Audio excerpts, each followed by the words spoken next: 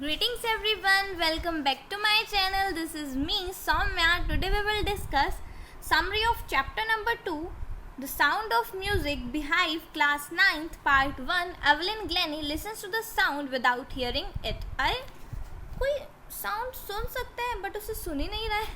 तो इस चैप्टर में हम यही पढ़ेंगे. अगर आप चैप्टर 2 का पार्ट 2 भी चाहते हैं, the shehnai of Bismillah Khan, तो आप इस वीडियो को बहुत सारा लाइक कीजिए, शेयर कीजिए, कमेंट कीजिए और मेरे चैनल को सब्सक्राइब कीजिए और बेल आइकन दबाना बिल्कुल भी मत भूलिएगा, तभी आपको जो इसका पार्ट 2 है उसका नोटिफिकेशन मिलेगा.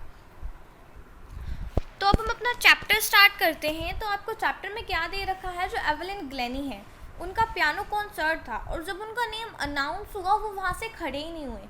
तो उनकी मम्मा है जो इज़ाबेल ग्लेनी, उनको रियलाइज़ हुआ शायद उनको थोड़ा सा हियरिंग में प्रॉब्लम है. जो एवलिन ग्लेनी है उनको शायद थोड़ा सा हियरिंग में प्रॉब्लम है, बट उनका मम्मा ने ज़्यादा ध्यान नहीं दिया और एवलिन ने भी मैनेज कर लिया कि वो कैसे ना कैसे अपने फ्रेंड्स और टीचर से इसे छुपाए रखे.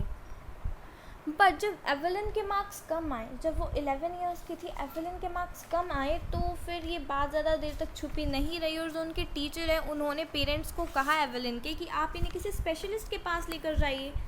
और जब एवलिन के पेरेंट्स उन्हें स्पेशलिस्ट के पास लेकर गए तो जो स्पेशलिस्ट है उन्होंने कहा कि आप इन्हें एक ऐसे स्कूल में कराइए जो डीफ के लिए हो. तो एवलिन के लिए सब ब्लैक हो गया. एवलिन को समझ ही नहीं आ रहा था उसके साथ क्या हुआ, बट एवलिन ने हार नहीं मानी. उसने अपना जो इंटरेस्ट है वो म्यूज़िक में क्रिएट किया. एक दिन उन्होंने एक लड़की को जाइलोफोन बजाते हुए देखा और उन्होंने कहा कि हाँ मैं भी जाइलोफोन बजाऊंगी. और जब उन्होंने ये डिसीजन लिया तो जो उनके टीचर्स हैं उन्होंने कहा कि मत करो, नहीं होगा. बट जो परकशनिस्ट रॉन फोर्ब्स है उन्होंने कहा तुम कर सकते, सिर्फ तुम्हें एक चीज़ करनी है, तुम्हें म्यूज़िक को सुनना नहीं है, तुम्हें सिर्फ उसे फील करना है. और एवलिन को समझ में आ गया कि म्यूज़िक को कैसे फील करना है और एवलिन को बस म्यूज़िक आ ही गया था. और उसके बाद वो अपने ऑर्केस्ट्रा के साथ टूर पर गई थी. ऑर्केस्ट्रा होता है ग्रुप ऑफ म्यूजिशियंस. वो गई थी टूर पे यूनाइटेड किंगडम जब वो 16 इयर्स की थी और उन्होंने तब डिसाइड कर लिया था कि वो म्यूज़िक को ही है जो अपनी लाइफ बनाएगी.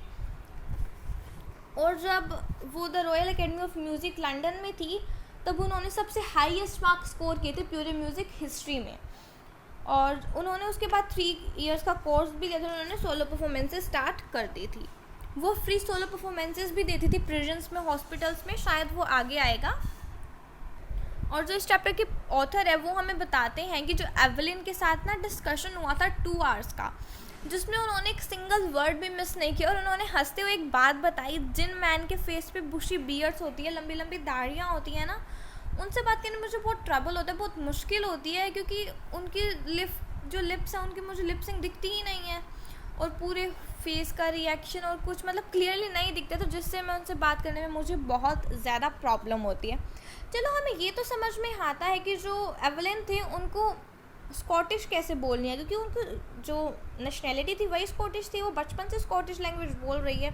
बट उन्होंने फ्रेंच और बेसिक जापानीज़ कहाँ से सीखी, कैसे समझनी सीखी, वो अभी तक जो पॉइंट है, जो हमारे ऑथर हैं उन्हें समझ नहीं आया है. और जो एवलिन है वो बताती हैं कि जब वो जाइलोफोन बजाती थी और वो वुडन प्लेटफॉर्म पे खड़ी है तो वो अपने शूज़ रिमूव कर देती थी ताकि जो जाइलोफोन की वाइब्रेशन है उसे जो एवलिन है वो अपने फीट के थ्रू फील कर सके.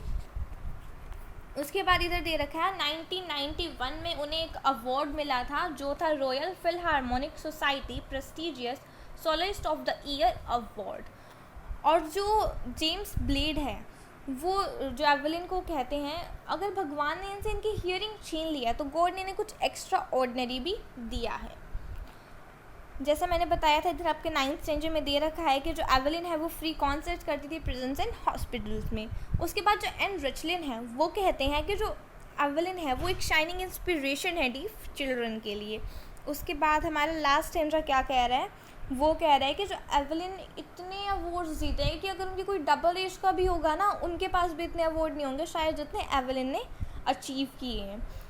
उसके बाद अगर यही हमें कंक्लूजन मिलता है, यही कह सकते हैं कोई भी हैंडीकैप्ड है अगर कोई एवलिन के बारे में सुनता है या देखता है तो उसे सिर्फ यही समझ में आता है या फिर सिर्फ वो वही कह सकता है कि हाँ अगर वो कर सकती है तो हम भी कर सकते हैं. इसलिए जो है एवलिन एक शाइनिंग इंस्पिरेशन है डीफ चिल्ड्रन के लिए भी, और कोई भी जो हैंडीकैप्ड है वो सबके लिए ही एक शाइनिंग इंस्पिरेशन है.